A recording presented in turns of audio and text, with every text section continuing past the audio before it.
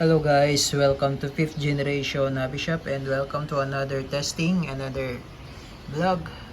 Shoutout po natin si Sir Mateo. Sir, welcome to 5th generation Hobby Shop. So this is the airgun pistol model HPP airgun pistol CO2 powered. Ito yung specs niya. CO2 12G. Ito yung 12G na CO2. Ang gamit natin ay Pop Dino brand. Ito yung CO2 cartridge. Ito po yun. 12G CO2. So, dapat 12G lang po ang gagamitin natin na walang thread. Ayan. Tapos, 3 joules. Full metal siya. Then, blowback. It's a blowback pistol. Yung capacity na magazine niya ay 15 rounder na steel ball.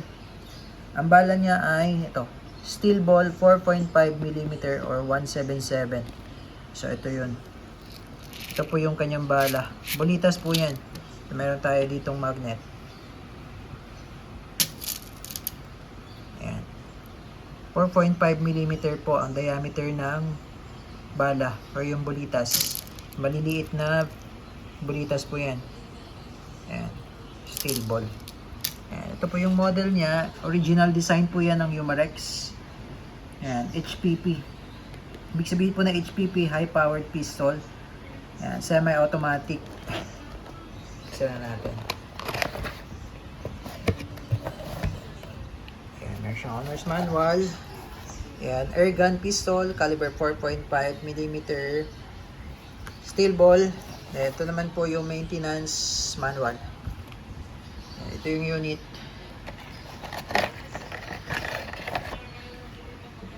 Ayan. It's a blowback pistol, so gumagalaw po yung slide nito. Nagpe-play po yan.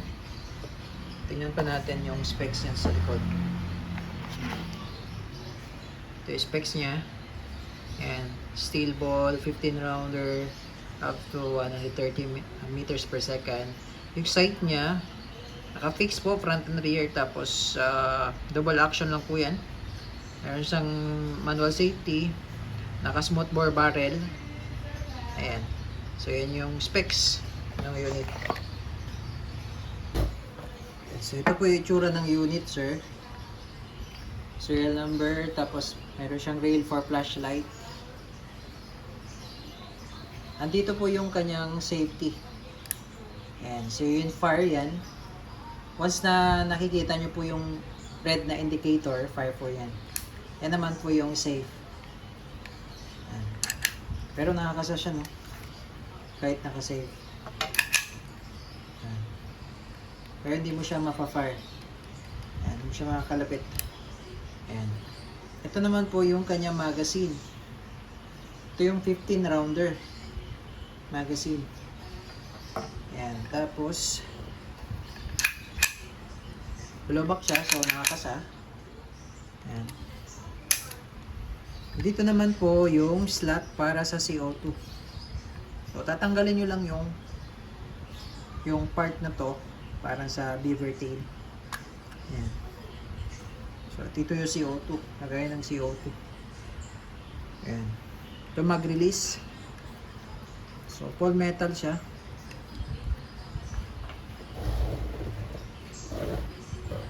So, maglalagay po tayo ngayon ng CO2. Pinatangan ko muna siya ng oil bago ko po lalagyan ng CO2. Ayan. So, luluwagan ko lang po ito para pumasok po yung CO2 cartridge. Ayan. So, naglapat na siya. Saka ko po higpitan. Ayan. Tamang higpit lang po. Ayan. Tapos ito, piplip nyo lang. Ayan. Then, babalik lang natin yung cover.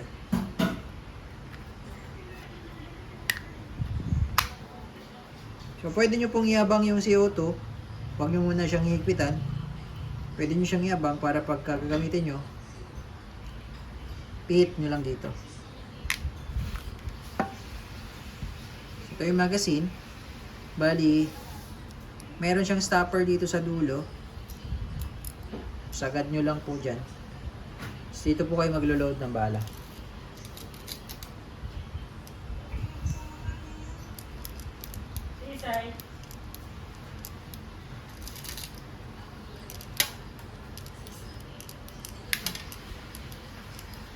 Ayan. So, release nyo lang po. Uy. Ayan po. Okay. Tapos, pag nakalagay po yung magazine, so, ganito po itsura niya. Pagka nakalagay yung magazine, ito po. Ayan. Sa ilalim. Ayan talaga siyang butas. Ayan. Ready to fire na po yan. Ikakasan nyo lang ako kasi blowback naman po siya. Ayan. Ayan. Lagay lang muna natin sa safe. Okay. Testing. Humarex HPP. Testing. Ayan. Fire na po yan.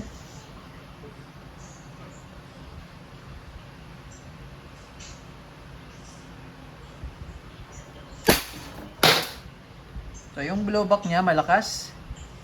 Yung recoil po malakas.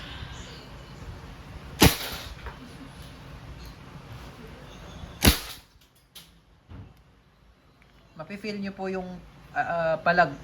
Malakas po yung recoil.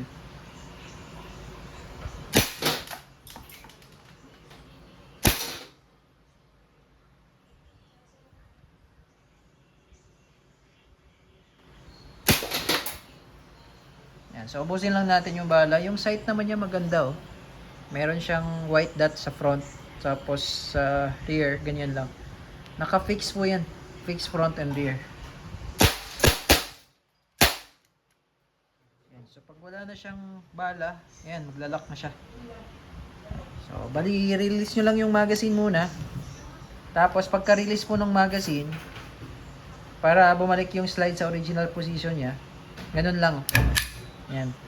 Tapos, wag nyo po siyang kakalabitin kasi yung CO2 niyan dito sa may grip. No? So, ilagay nyo lang siya sa safety. So, goods na po. Humarex HPP. Original design po ito ng Humarex. This is HPP model. CO2 powered airgun pistol.